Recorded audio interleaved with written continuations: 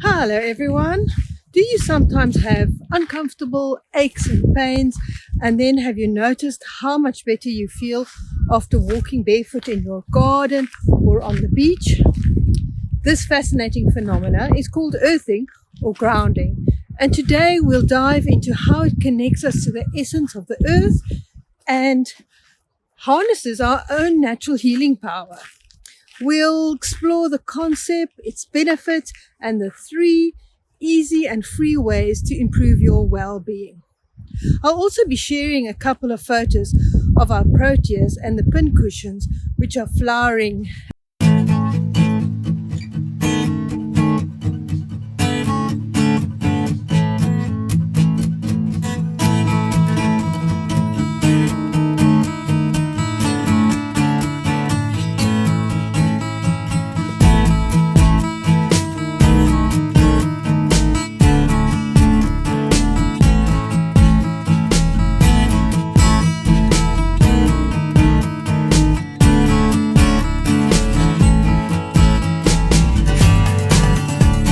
Up inside the house for a couple of days now due to really bad rain and weather. So yesterday when the sun came out, I took the mongrels and myself off for a rejuvenating barefoot walk in the local labyrinth, just to help me balance physically, mentally and otherwise, and to give them a lot of exercise. I do enjoy walking labyrinths wherever I go, so let me know in the comments about the labyrinths in your part of the world. That would be really interesting. I have always enjoyed being barefoot and swimming, or rather, I don't really swim, I bob. And it was wonderful when I could eventually put a name to the feeling and the healing this creates when I came across the concept of earthing in 2014. I was browsing through my local bookshop when I stumbled on this book, Earthing, the Most Important Health Discovery Ever. It's by Clinton Uber, Stephen T. Sinatra, Martin and Zucker, and published in 2010. Of course, the awareness about what I was feeling has now grown tremendously with the strong earthing movement and the release of the Earthing movie in 2019. So exactly what is earthing? Earthing, which is also known as grounding, is simply coming into direct physical contact with the Earth's surface so that we can absorb its natural and subtle energy. This connection allows us to absorb its natural energy, which has been shown to have numerous health benefits.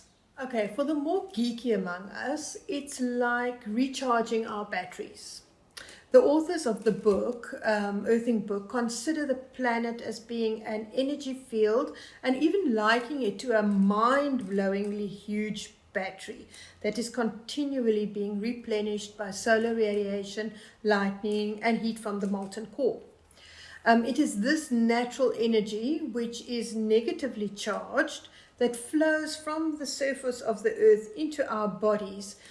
And the authors even ask us to imagine that these negative charged electrons are a mighty cavalry charging, galloping up through our bodies from the earth and mopping up the harmful positive charges that we've accumulated. So it is believed that the earth's energy then reduces inflammation and a healing and a well-being process then begins. So let's quickly talk about inflammation.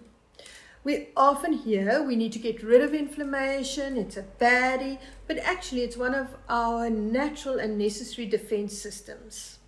It's a natural response by our body's immune system to outside invaders, whether it's bacteria, viruses, damaged cells, irritants, or toxic compounds, just to remove them and then to help heal. It's when we have excess or chronic inflammation that it becomes a real problem.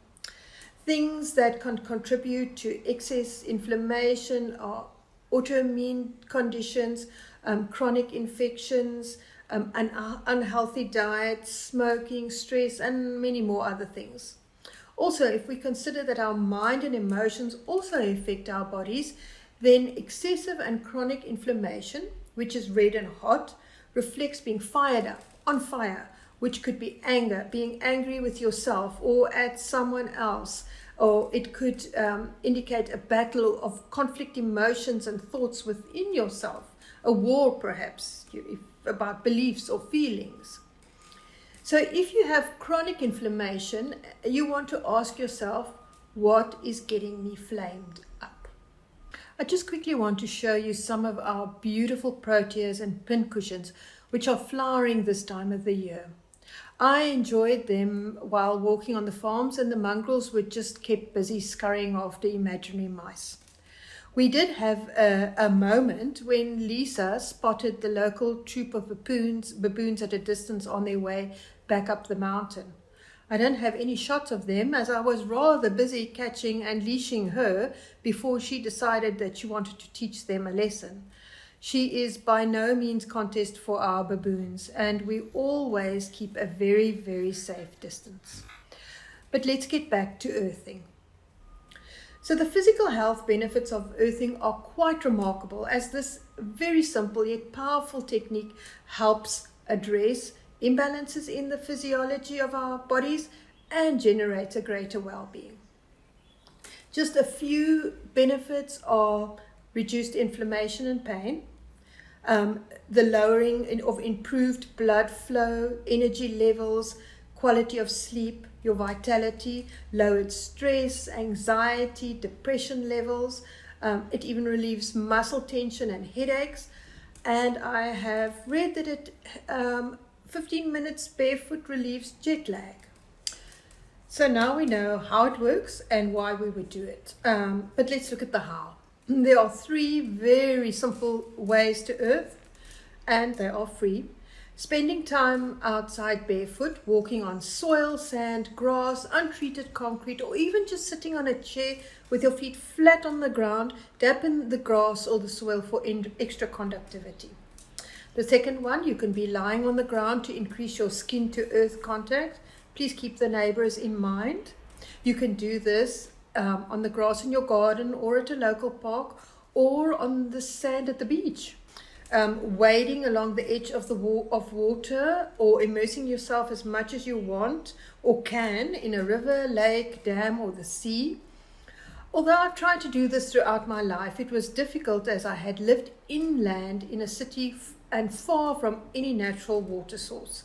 Barefoot walking in my garden was then my go-to activity. This has changed recently with my move to the Overberg. Now the sea is just a stone throw away and there's lots of green areas to walk barefoot. The water, bobbing, it's not swimming by any means for me, it has become a favorite, and I am often found in local tidal pools or sheltered coves, just connecting with the ground, sand and water. I'm a total water sign, Scorpio, and a water baby.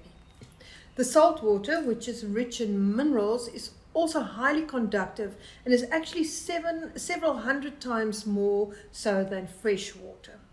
But just a cautionary note, be careful when walking, lying or swimming, and always put safety first, and don't earth where you can be injured or be in danger. If the outside is not an option for you, or you just want to increase your exposure even more, you can now find grounding equipment in the form of mats, sheets, blankets, socks, bands and patches just online. Just have a look. So the question now would be how long and how often? If you're new to earthing, start slowly and gradually will increase the duration. Some people feel an improvement within 10 minutes or so. But the general guide seems to be between 20 and 30 minutes a shot.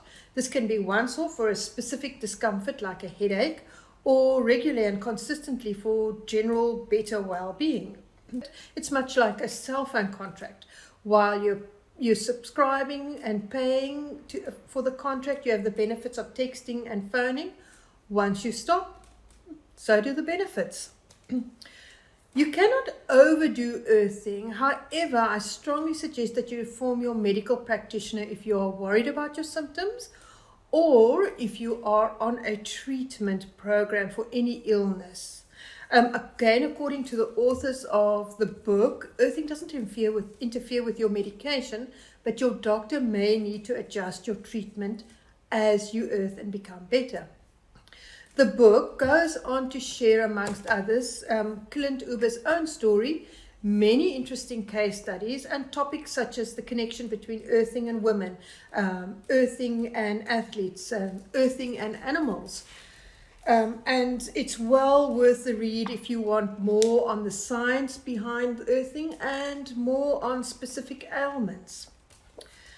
Thank you for joining me today. I hope this has you reaching to undo your sneaker laces and get outside, or even better, donning a swimming costume for a dip in the sea to let nature work its magic. Remember, a healthy life well lived is achieved by small steps and habits.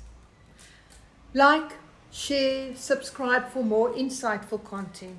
And until next time, our next conversation, be mindful of what your body is telling you.